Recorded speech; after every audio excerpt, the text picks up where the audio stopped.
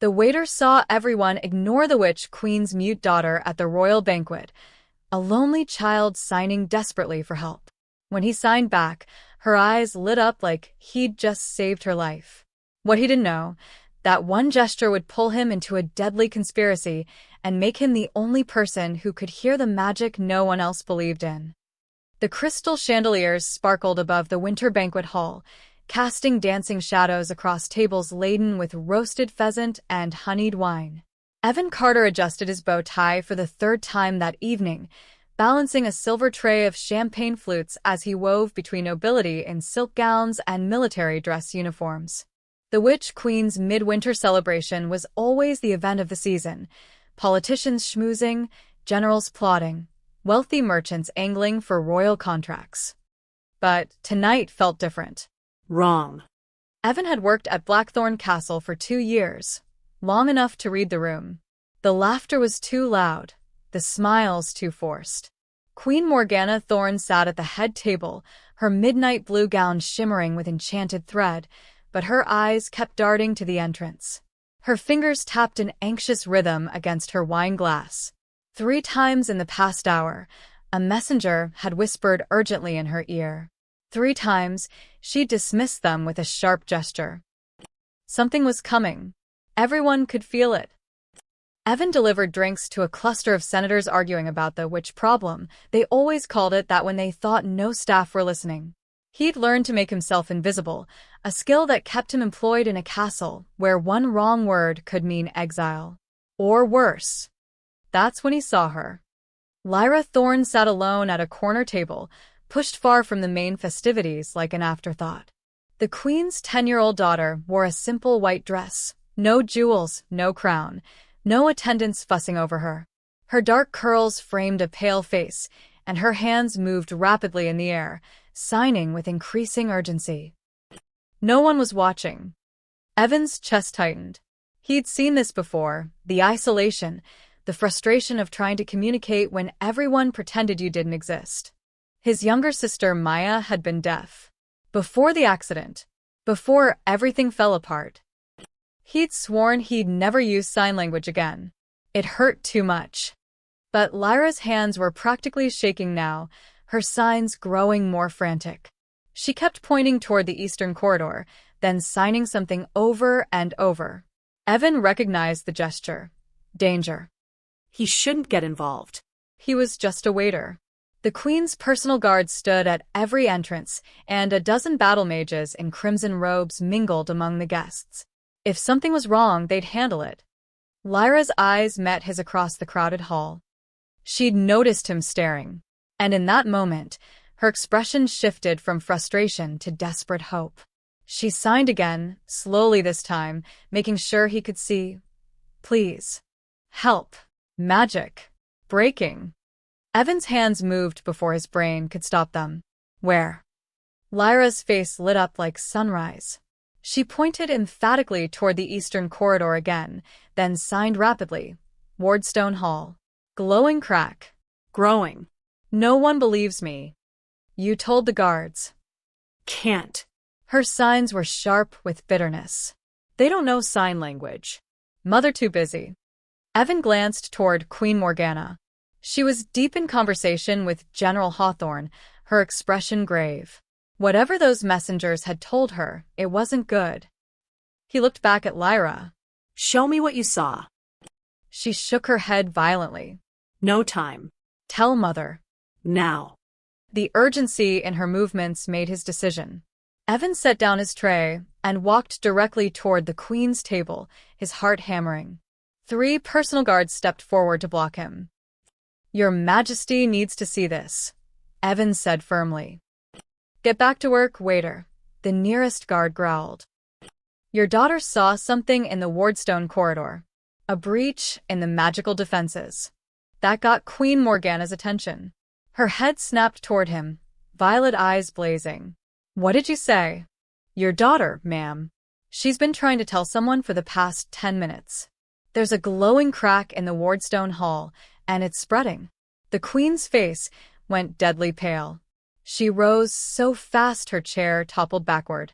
How do you know what my daughter said? I know sign language, Your Majesty. For a heartbeat, the entire hall seemed to hold its breath. Then Queen Morgana moved like lightning, sweeping past her guards toward Lyra's table. Evan followed, his legs carrying him forward even as his mind screamed that he'd just made a terrible mistake.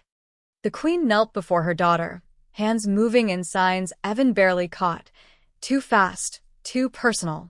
But Lyra's response was clear. Hurry. Bad. Very bad. Queen Morgana's composure cracked. She grabbed Lyra's hand and turned to her guards. Evacuate the eastern wing. Now. Sound the ward breach alarm. Your Majesty, surely. Do it. The guards scattered. Within seconds, alarm bells shrieked through the castle. The banquet hall erupted into chaos, guests screaming, soldiers mobilizing, champagne glasses shattering on marble floors. The queen locked eyes with Evan. You. Come with us. She hauled Lyra up and ran toward the eastern corridor. Evan sprinted after them, his formal shoes slipping on polished stone. They burst through a heavy oak door into a narrow hallway lined with ancient runes carved into black stone walls. Each rune glowed with protective magic, pulsing like a heartbeat.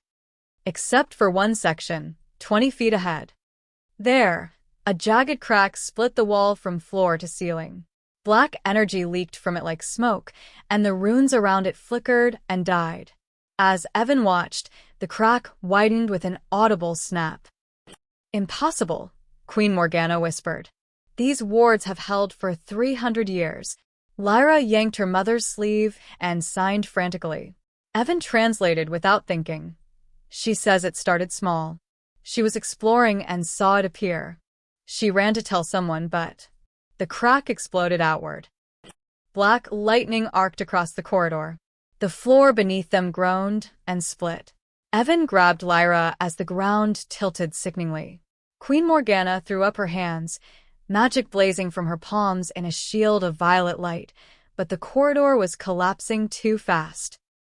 The ward chamber, the queen shouted. Underground, Geo. They tumbled through a hidden door just as the hallway behind them imploded. Stone stairs spiraled down into darkness. Evan carried Lyra, her small body trembling against his chest as they descended into a vast chamber lined with thousands of glowing ward stones.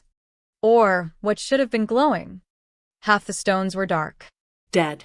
And in the center of the chamber, a massive crack pulsed with malevolent energy, spreading like a disease through the magical infrastructure of the entire castle. Queen Morgana stared at the destruction, her face a mask of fury and fear. This isn't decay. This is sabotage. Someone's attacking the castle? Evan gasped. Not just the castle, the queen's voice shook. Someone is trying to kill my daughter. Before Evan could process that, the floor beneath the central wardstone exploded. All three of them were thrown backward as the chamber collapsed inward, magical energy screaming through the air like a dying god. And in that moment, as Evan clutched Lyra and felt the world fall apart around them, one thought burned through his mind. What the hell have I gotten myself into? Evan's lungs burned with dust and smoke. His ears rang from the explosion, but he could feel Lyra's heartbeat against his chest, rapid, terrified, alive. He'd thrown himself over her when the wardstone shattered, taking a chunk of falling debris across his shoulders that made his vision white out for a second. Move! Queen Morgana's hands glowed violet as she held up a magical shield against the raining rubble. Through that archway now. They scrambled through a side passage as the ward chamber collapsed behind them. The queen slammed her palm against the wall, and a door of solid ice materialized, sealing them in. The sounds of destruction became muffled, distant. They stood in a narrow corridor lit by emergency runestones. Evans set Lyra down carefully, checking her for injuries. She was shaking but unharmed, her fingers immediately flying through signs. She's asking if you're okay? Evan translated, his voice hoarse. Queen Morgana stared at him like he'd grown a second head. You can understand her. Truly understand her. Yes, ma'am. My sister was deaf. I learned ASL when I was 8 inch. Something flickered in the queen's eyes. Not gratitude, but calculation. She knelt before Lyra, signing quickly, and her daughter responded with equally rapid gestures. The conversation was intense, private. Evan looked away, giving them space. Finally, the queen stood. "Follow me. Both of you." She led them through a maze of servant passages Evan had never seen before, moving with military precision despite her formal gown. They emerged into a small war room lined with maps and strategic displays. The queen waved her hand, and the door locked behind them with a definitive click. Seat. It wasn't a request. Evan and Lyra sat at the heavy oak table while Queen Morgana paced like a caged predator. "What I'm about to tell you cannot leave this room," she said. "Evan Carter, yes, I know your name. I know everything about everyone in my castle. You've been here 2 years. Clean record. No political affiliations. Sister died in a car accident 3 years ago," she paused. "You blame yourself." Evan's throat closed. "How? I'm the Witch Queen. I know things." Her voice softened slightly. "I'm sorry for your loss. But right now, I need you to understand the danger you've walked into." She pulled a crystal orb from a cabinet and placed it on the table. It projected a 3-dimensional map of the castle and surrounding lands, glowing ward lines connecting dozens of ancient stones. "The castle's defenses aren't decaying naturally," Queen Morgana continued. "Someone has been systematically destroying them for weeks. I've kept it quiet to avoid panic. But tonight proves they're accelerating." She looked at Lyra with an expression that made Evan's chest ache. Pure, terrified love. "And they're targeting my daughter." Lyra's hands trembled as she signed. Evan translated. "She's asking why. Why would anyone want to hurt her?" "Because of what she is." The queen's jaw tightened. "Lyra doesn't just use sign language because she's deaf. She was born with silent magic, a gift so rare. Only 3 witches in recorded history have possessed it. She doesn't need words or incantations. Her magic responds to thought, to gesture, to pure intention." "That sounds powerful," Evan said carefully. "It is. And that's why they fear her." Queen Morgana touched the map, highlighting several locations where ward lines had gone dark.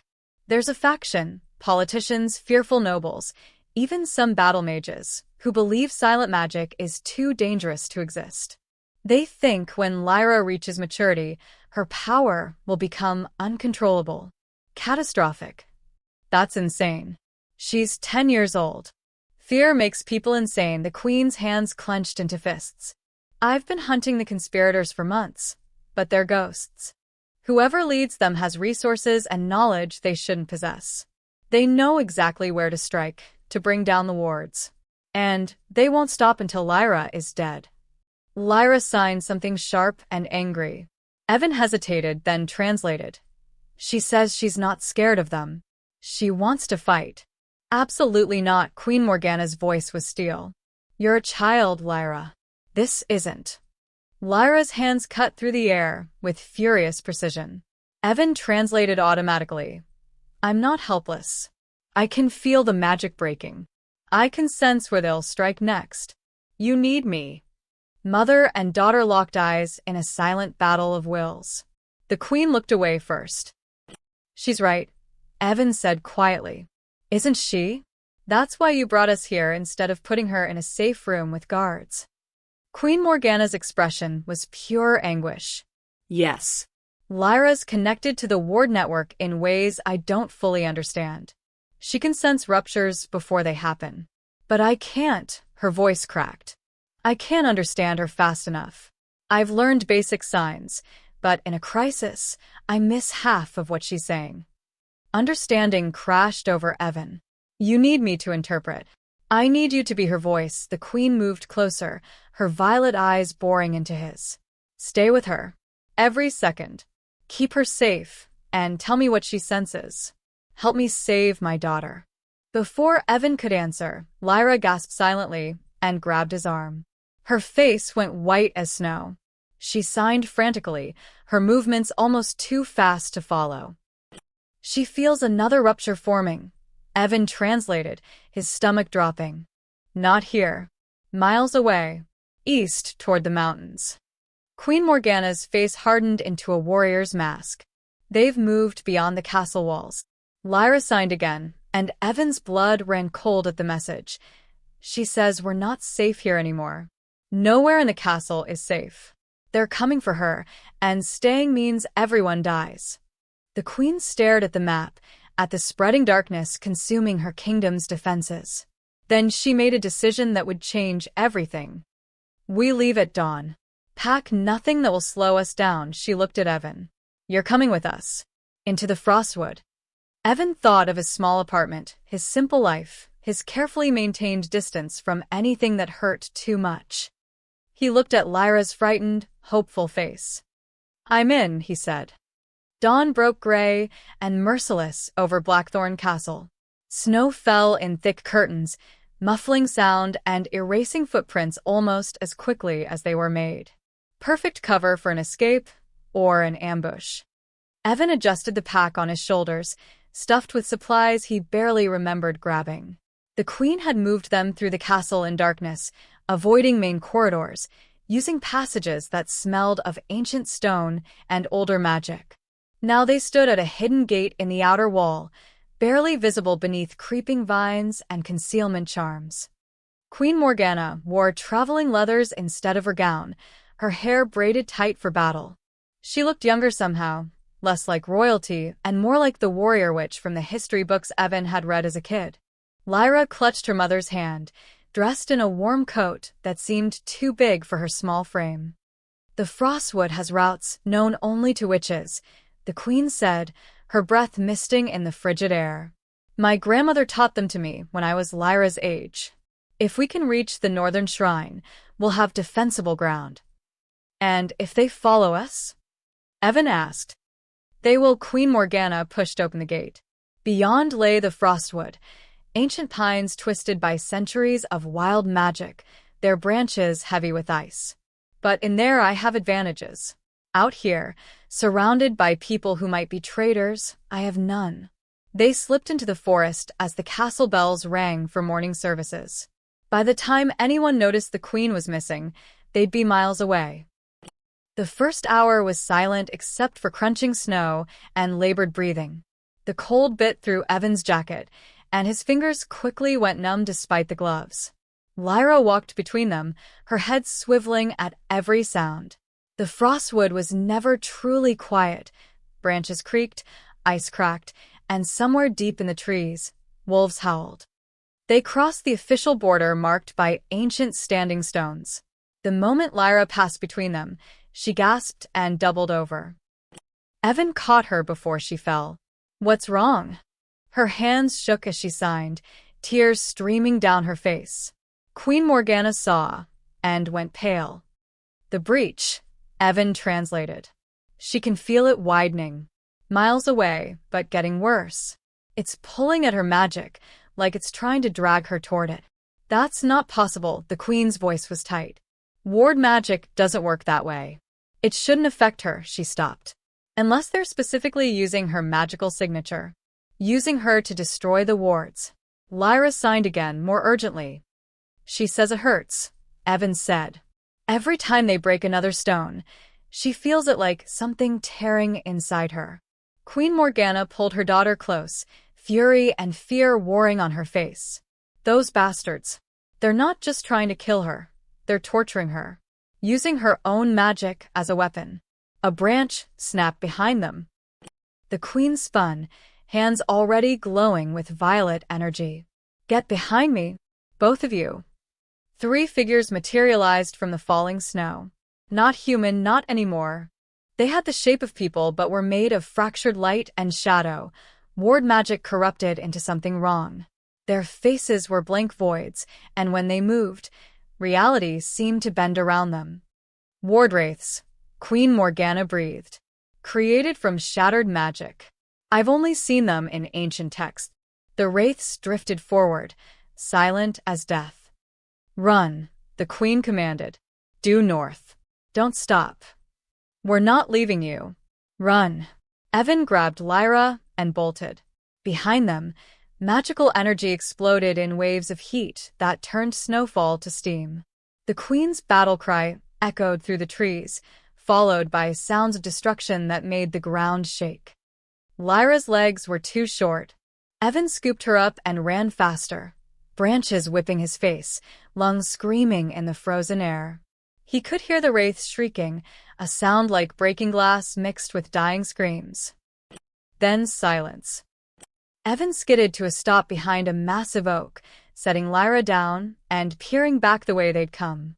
Through the swirling snow, he saw Queen Morgana striding toward them, breathing hard but unharmed.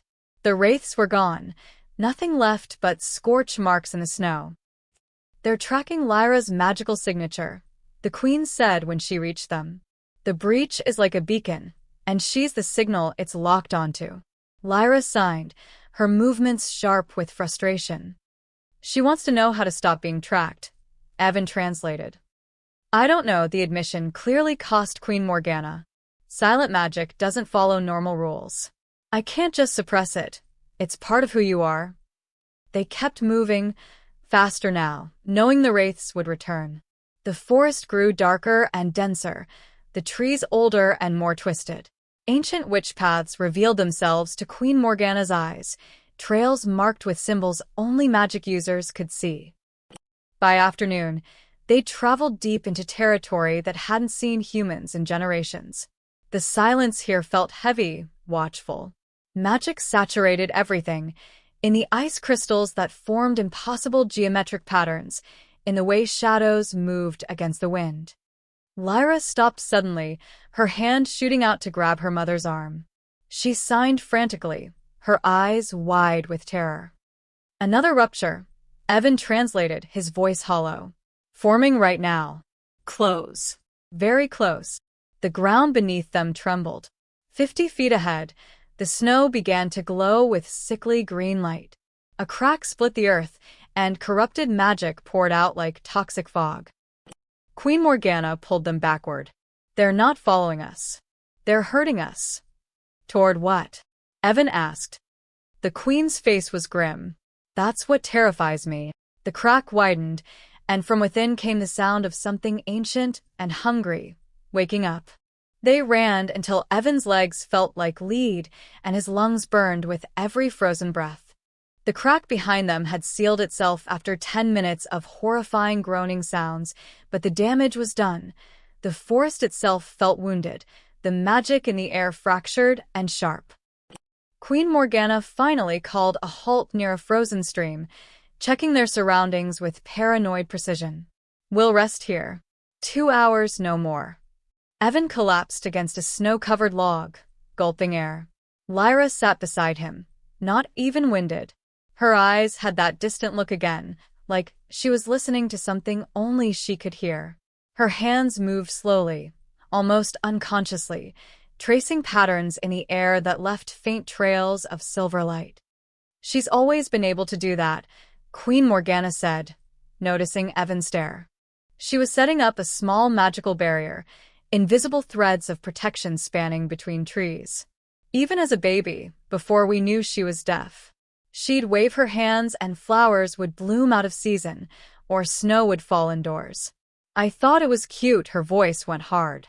"Then the council saw her, and everything changed. They were afraid of a baby. They were afraid of what she'd become." The queen sat heavily, suddenly looking exhausted.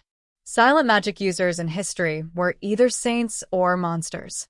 One saved an entire city from plague without speaking a word. Another accidentally destroyed a village when she had a nightmare. The power doesn't require control, it requires perfect emotional balance. And Lyra was born deaf and different in a world that fears both. Lyra's hands stopped moving. She turned to her mother and signed something that made the queen's expression crumble. "What did she say?" Evan asked gently. Queen Morgana's voice was barely a whisper. She said, "You were afraid of me too. At first." The silence that followed was heavier than the snow falling around them. "Yes," the queen finally said, signing as she spoke so Lyra could follow. "When you were 3 and shattered every window in the West Wing because you were angry about bedtime. When you were 5 and the roses in the garden grew so fast they consumed the entire courtyard overnight because you were happy. I was terrified. She reached out and took her daughter's small hands. Not of you. Never of you. But of failing you. Of not being enough to help you control something I didn't understand. Lyra's eyes filled with tears. She signed back and Evan translated, though it felt intrusive. I was scared too. Still am. The magic feels too big sometimes. Mother and daughter held each other while Evan looked away, giving them privacy. His mind drifted to Maya, to all the conversations they'd never have now. He'd been so focused on learning her language, on being the bridge between her and the world, that he'd never just asked if she was scared too. After a while, Lyra pulled away and wiped her eyes. She looked at Evan and sighed. Thank you for being here. Mother tries, but she's too busy protecting to really listen sometimes. Evan signed back.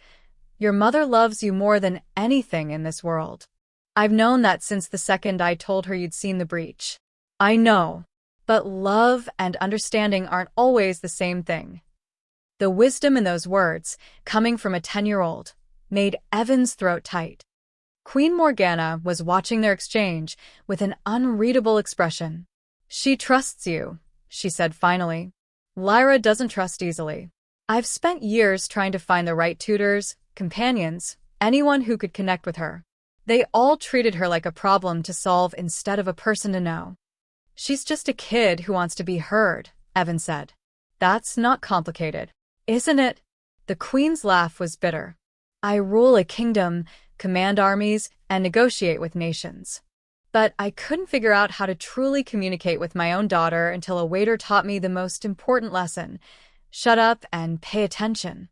Lyra suddenly stiffened, her head tilting like a dog hearing a distant whistle. Her hands moved rapidly. She feels the magic pulling again, Evan translated. But different this time. Not breaking, calling. Like it wants her to follow. Queen Morgana stood immediately. Can you tell which direction? Lyra pointed northeast, deeper into the frostwood where the trees grew so thick that daylight barely penetrated. She signed again, and Evan felt ice in his stomach. She recognizes the magical signature, he said slowly. The one creating the breaches. She's felt it before. The Queen went deadly still. When? Lyra's signs were hesitant now, almost guilty. 2 years ago, Evan translated. At the castle. During the Autumn Council. Someone came to visit you.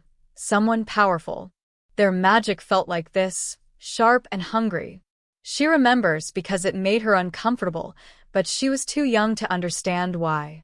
Queen Morgana's face drained of color. The Autumn Council. That was when she trailed off, then grabbed Lyra's shoulders. Who? Show me who. Lyra signed a name. The Queen staggered backward like she'd been struck. No. That's impossible. He would never. But even as she spoke, Evan could see her mind working, fitting pieces together into a picture she'd refused to see. Who is it? Evan demanded. Queen Morgana's voice was hollow. My battle mage commander. Marcus Thorn. My distant cousin. I've known him since we were children. He was at the banquet last night. She looked at Lyra with dawning horror. He was standing 10 feet from you when you tried to warn everyone about the breach. Lyra nodded, tears streaming down her face. She signed one more thing. He smiled at her. Evan translated, feeling sick. Like he knew exactly what was about to happen. The Stormcliff Shrine emerged from the blizzard like a broken tooth, ancient stone pillars jutting from the mountainside, half-collapsed and battered by centuries of wind. Lightning cracked across the sky even though it was barely noon, the magic here so wild and concentrated that weather itself went mad. They'd been traveling for 2 days straight, sleeping in brief shifts while Lyra guided them forward like a compass needle drawn to magnetic north. The pull of corrupted magic was stronger here, making her wince with every step, but she refused to stop. There. Queen Morgana pointed to the shrine's entrance. The next rupture will happen inside. We're early. We can prepare. Or it's a trap, Evan said, scanning the cliffs. The wind howled, making it impossible to hear approaching footsteps. Perfect ambush conditions. Lyra signed urgently, and Evan translated. She says Marcus is already here. She can feel his magic signature. The Queen's jaw tightened. Good. I have questions for him. They climbed the narrow path to the shrine, ice making every step treacherous. Ancient witch runes covered the pillars, glowing faintly in the stormlight.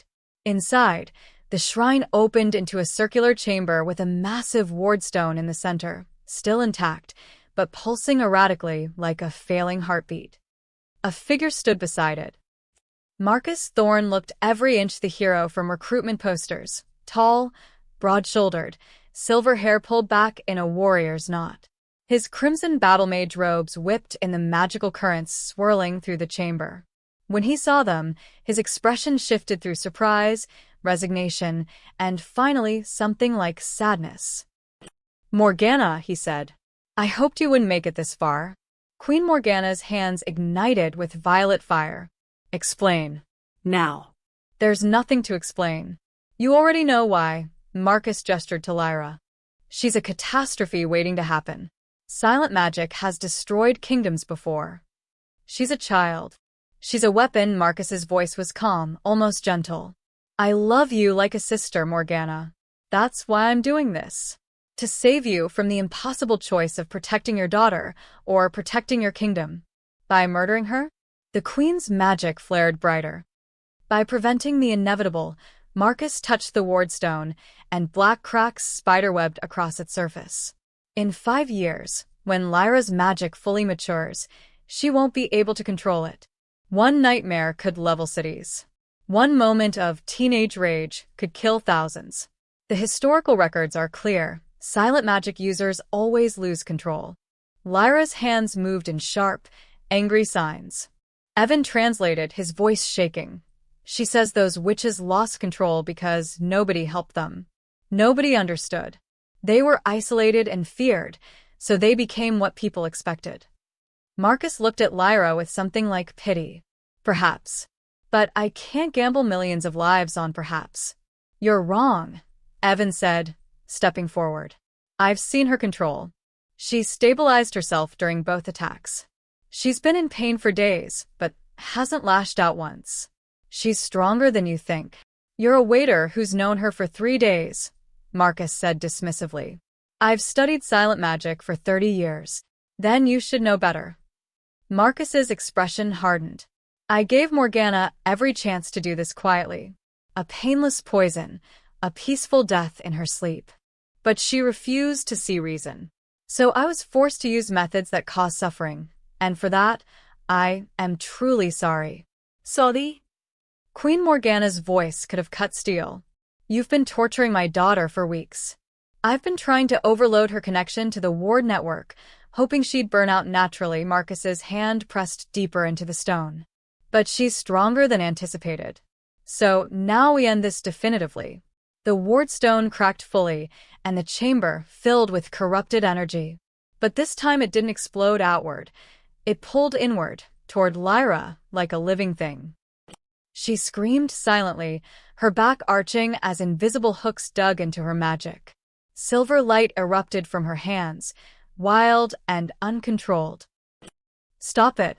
Evan grabbed her, trying to anchor her, but the force was too strong. It was ripping her magic out by the roots. Queen Morgana launched herself at Marcus, magic blazing. They collided in an explosion of power that cracked the stone floor. Battle mages were trained to fight other magic users. Marcus matched her strike for strike, his face grim with determination. She'll take you with her when she falls, he shouted over the magical maelstrom. Can't you see? The power is too much. She's my daughter. Their magic crashed together again, and the shrine's pillars began to collapse.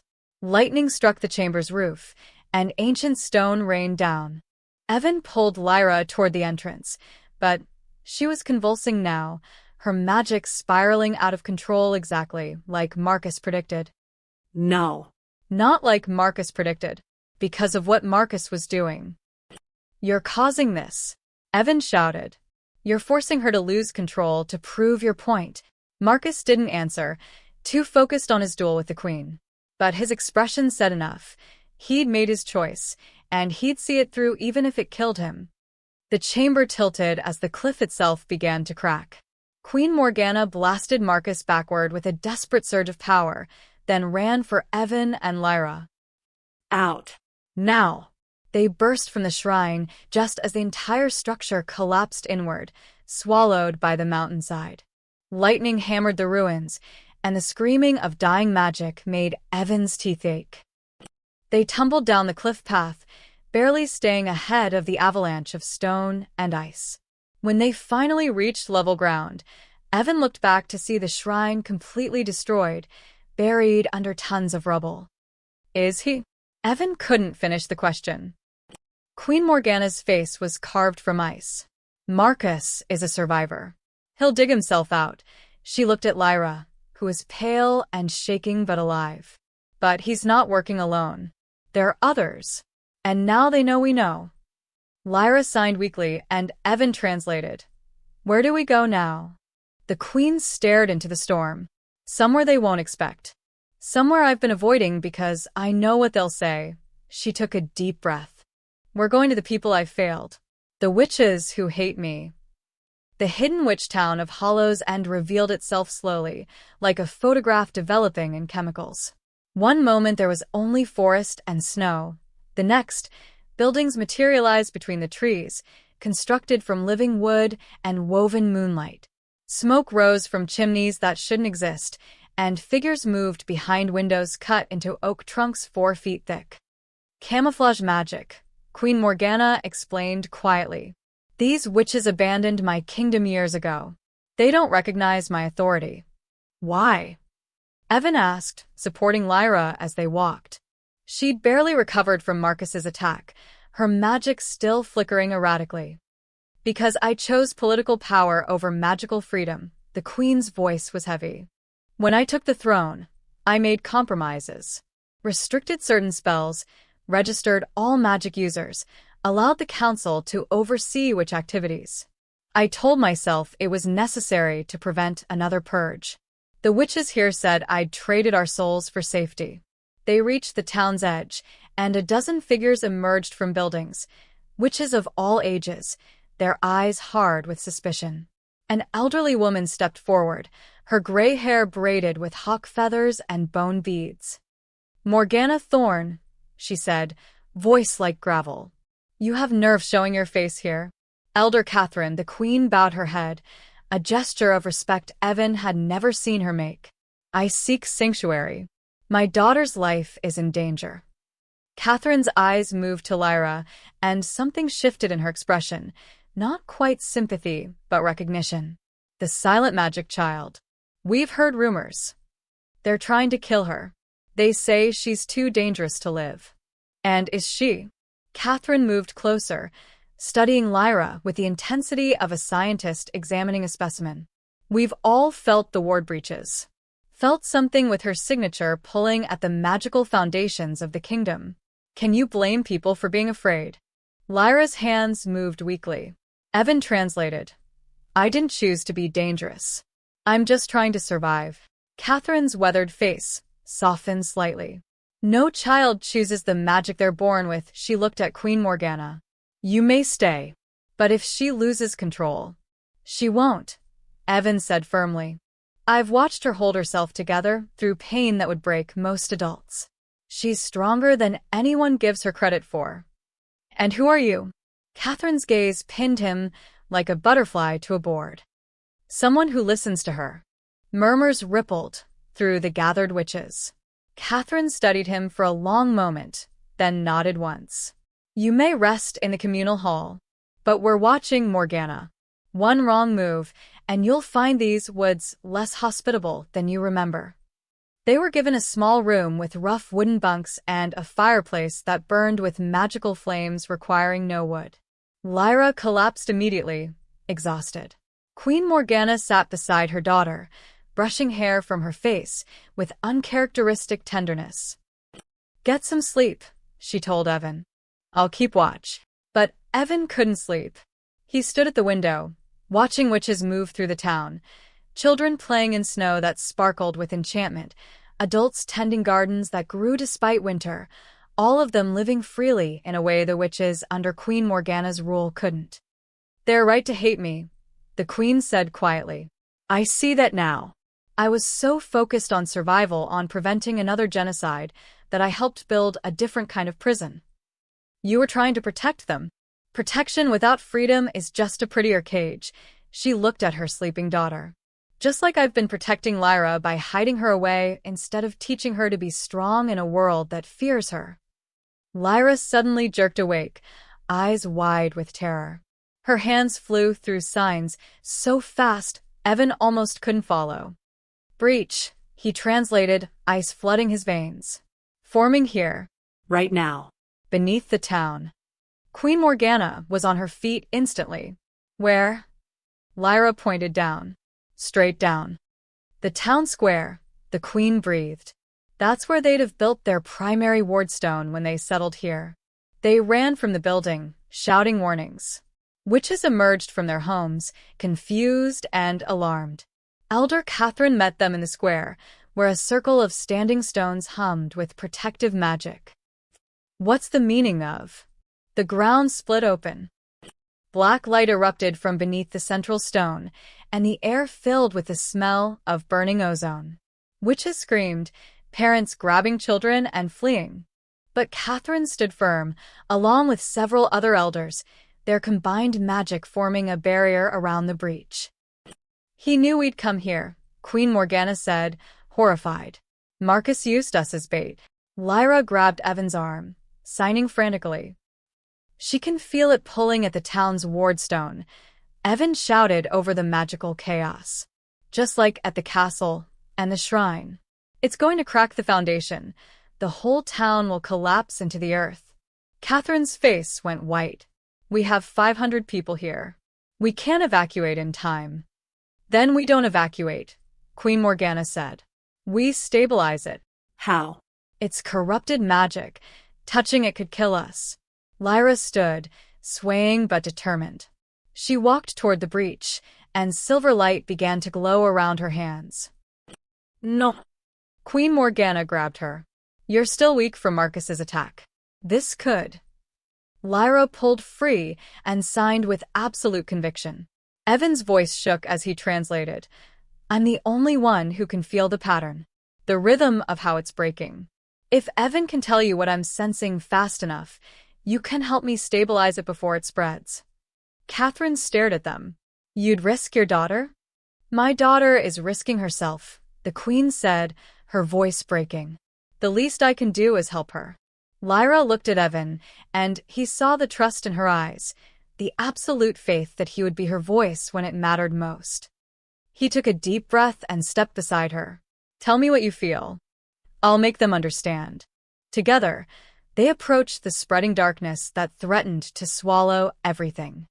The breach pulsed like an infected wound, black energy spreading in web-like patterns across the town square. Lyra stood at its edge, her small figure silhouetted against the corrupted light.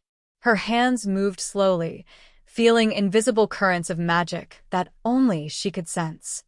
Evan positioned himself beside her, his heart hammering. "I'm ready." Lyra's signs began, sharp, precise, urgent. Evan translated instantly. "The corruption moves in waves. 3-second intervals. The wardstone is cracking along its natural fault lines."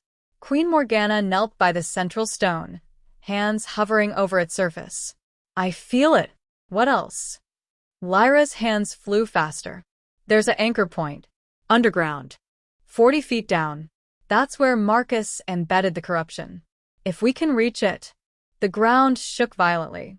Several witches cried out as buildings swayed.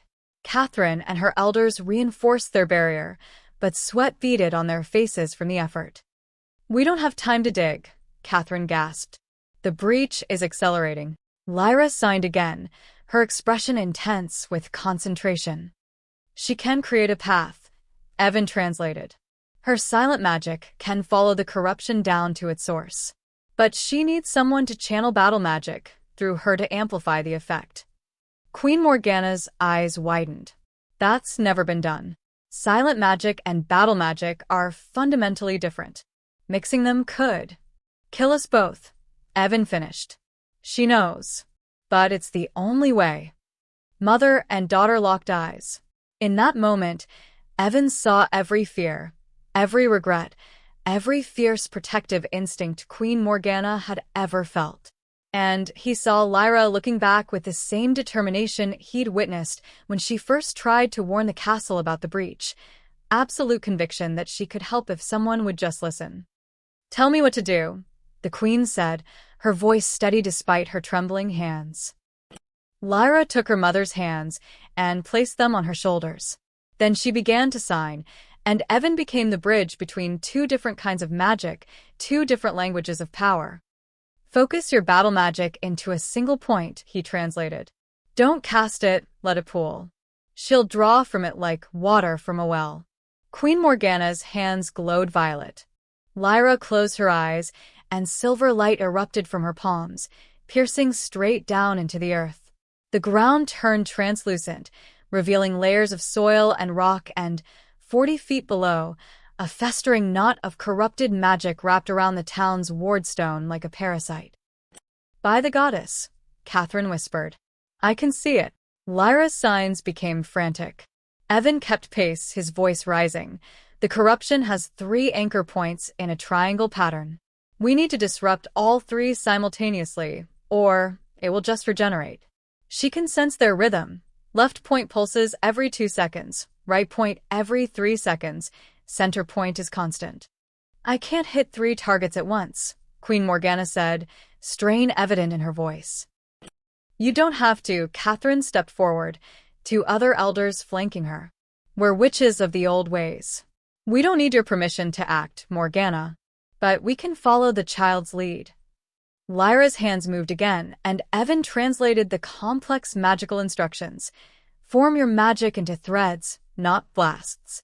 Follow the silver light down. Strike when she signals. She'll feel when each anchor point is vulnerable." The 3 elder witches joined hands with Queen Morgana, creating a circle of power. Lyra stood in the center, a conduit between them and the corruption below. Silver threads of silent magic spiraled downward like luminous roots, and the battle mage's violet energy followed, intertwining in a pattern Evan had never seen before. The breach writhed, sensing the threat. Black tendrils lashed upward, trying to sever the connection. Several struck Lyra, and she gasped soundlessly, blood trickling from her nose. But she didn't break concentration. Her hands moved. "Left anchor, now. Strike left," Evan shouted. Catherine's magic blazed down the silver thread and detonated. 1 anchor point shattered. The backlash nearly knocked them all down. The breach screamed, an actual sound, like metal tearing. Buildings shook. A massive oak split down the middle. Lyra swayed but kept her hands moving. "Right anchor, 3 seconds, wait, now. Strike right." Another elder witch's power surged downward. The second anchor exploded in a shower of corrupted energy. The breach convulsed, contracting inward. "It's collapsing the tunnel," Catherine shouted. "If we don't get the 3rd anchor." Lyra's signs were barely visible. She was shaking so hard. Blood ran from her ears now, the magical feedback tearing at her from the inside. But her message was clear. "The center anchor is too strong," Evan translated, his voice breaking. "It needs both kinds of magic hitting it perfectly synchronized." "She says," he faltered. "She says it might kill her, but she can do it." No. Queen Morgana tried to break the connection, but Lyra's silver threads held firm. The young girl looked at her mother and signed one final message. Evan's voice was barely a whisper. "She says, I love you, but this is my power and I choose to use it to save people." Queen Morgana's face crumpled, then hardened with resolve. "Together," she said. "We do this together. You're not dying without me, little witch." Lyra smiled through the blood and pain. Mother and daughter joined hands. Silver and violet magic spiraled together, becoming something new, something that had never existed before. a perfect fusion of silent magic's intuition and battle magic's strength. Now. Lyra's hands screamed the sign. The combined magic pierced the center anchor like a spear of light. For one eternal moment, everything stopped. Then the corruption shattered. The breach inverted, pulling all the corrupted energy back underground where it detonated in a massive, muffled explosion. The transparent view of the earth went dark. The magical threads dissolved. Lyra collapsed. Evan caught her before she hit the ground, and Queen Morgana was there instantly, pulling her daughter into her arms. The young girl's eyes were closed, her breathing shallow. But she was alive. The town square was silent except for falling snow. The breach was gone. The wardstone, though cracked, glowed with steady light. Catherine knelt beside them, checking Lyra with expert hands. She'll survive. But that kind of magic, she shouldn't have been able to do that. She had help, Queen Morgana said, looking at Evan with tears streaming down her face. She had someone who made sure we understood her. Lyra woke 3 hours later in the communal hall, wrapped in blankets that smelled of herbs and smoke. Her mother sat beside her, holding her hand. Evan dozed in a chair nearby, exhausted from translating the most intense magical operation he'd ever witnessed. When Lyra's eyes opened, Queen Morgana signed immediately. "How do you feel?" Lyra's response was slow but steady. "Tired. But good. We saved them." "You nearly killed yourself." "But I didn't." Lyra sat up, wincing. "Because you were there. Because Evan made sure you understood what I needed." A knock interrupted them. Elder Catherine entered, her expression grave. "The breach is stable, but we detected something troubling. There's still one more rupture point, the largest yet. It's not here." Queen Morgana stood. "Where?" "The ancient nexus. The original wardstone that powers the entire kingdom." Catherine's voice was heavy. "If that falls, every protection spell in the land collapses. Cities, borders, everything. We'd be defenseless." "How long do we have?" "Hours.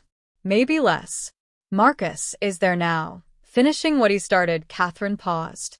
"I've sent word to every free witch in the region. They're coming to help. Even those of us who hate your politics don't want to see the kingdom burn." Lyra was already standing, pulling on her coat despite her mother's protests. "Absolutely not," Queen Morgana said. "You're in no condition." Lyra's signs were fierce. "I'm the only one who can feel the nexus pattern." You know I am. "Without me, you're fighting blind." "She's right," Evan said quietly. "We've come this far together. We finish it together." The queen looked between them, the waiter who'd become her daughter's voice, and the daughter who'd become stronger than anyone imagined. Finally, she nodded. "Then we end this. All of us." The ancient nexus lay deep beneath the frostwood, accessed through a cave system that predated human settlement. Witchlights guided them through tunnels carved by magic instead of water, the walls covered in runes so old their meanings had been forgotten. They weren't alone. 24 witches from Hollow's End accompanied them, along with a handful of loyal battle mages Queen Morgana had summoned. Catherine led the way, her weathered face set with determination. The tunnel opened into a massive underground chamber, a cathedral of stone surrounding the largest wardstone Evan had ever seen.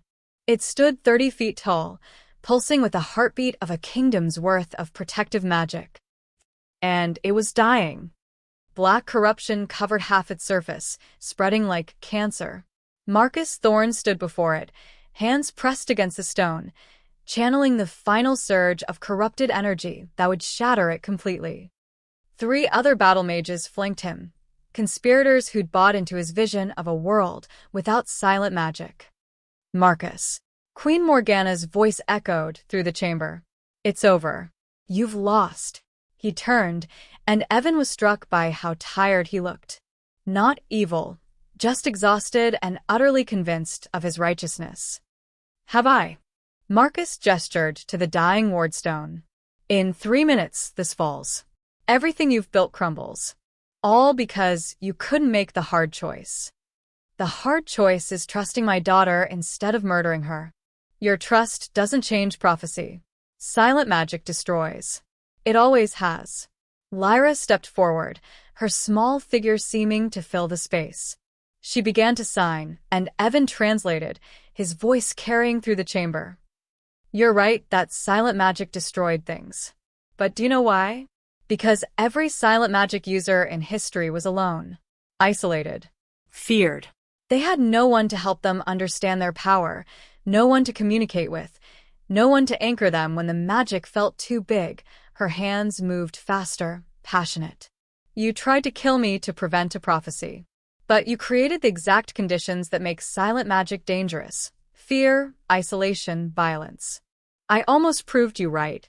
Almost lost control. But I didn't. Because my mother fought for me. Because Evan listened to me. Because I wasn't alone. Marcus's expression wavered. For a moment, doubt flickered across his face. Then the ward stone cracked, and the moment was lost. Defensive positions, Catherine shouted. Battle erupted. Marcus's conspirators launched attacks while the corrupted breach expanded, reality warping at the edges. Witches and battle mages fought side by side, holding back the darkness through sheer force of will. But it wasn't enough. The corruption was too strong, fed by weeks of carefully planted sabotage. The ward stone was failing. Lyra grabbed her mother's hand and Evan's arm.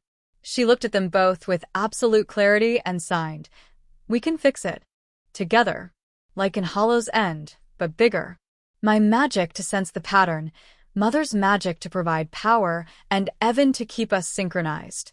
But we have to go inside." Inside the breach.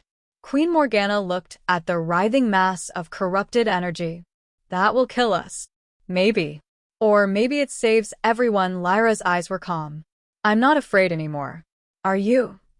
The queen stared at her daughter, this brave, brilliant child who'd been underestimated her entire life. Then she looked at Evan, the waiter who'd become family in the span of a week. "Let's save our kingdom," she said. They walked hand in hand toward the breach. The fighting parted around them. Even Marcus stopped, watching in disbelief as they stepped into the heart of corrupted magic.